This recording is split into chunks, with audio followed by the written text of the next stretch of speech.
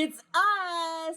We are the Happy Math team of Vincent and Voss. And we're here to talk to you about place value vocabulary. I had to look back because I couldn't remember. Probably something you've seen before, and a lot of these words you probably, surely hundreds, you use that.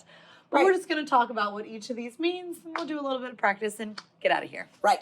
So when we look at that, we're looking at a decimal point there, okay? So anything to the right of that is part of a whole, and anything to the left of that is a whole, or how many wholes? Mm-hmm. So some of these you probably already know. We'll start with the ones you learned maybe when you were very little. So this first number here, this 3, that's 3 ones. Mm-hmm. And then 2 tens and 1 hundred.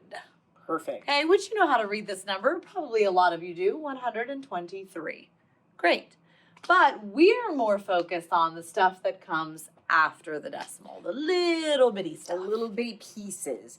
Now, when you look at the first place after the decimal, that is the tenths place, okay? So it means 4 out of 10.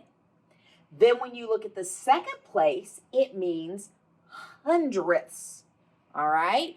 So this gets a little bit interesting. This becomes 45 out of 100. Ooh. Yeah. Then you've got thousandths, so you have to say 456 out of 1,000.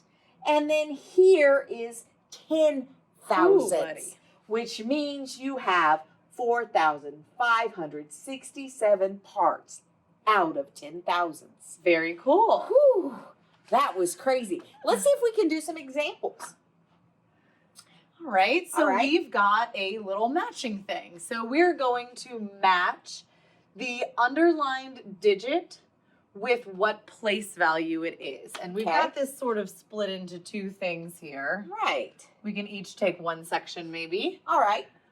These ones are we have a 5 underlined there, a 7 underlined there, and a 2 underlined there, and we're just gonna match them, tens, hundreds, and ones. So I know that the first number before the decimal is my ones place, so this has 5 ones in it.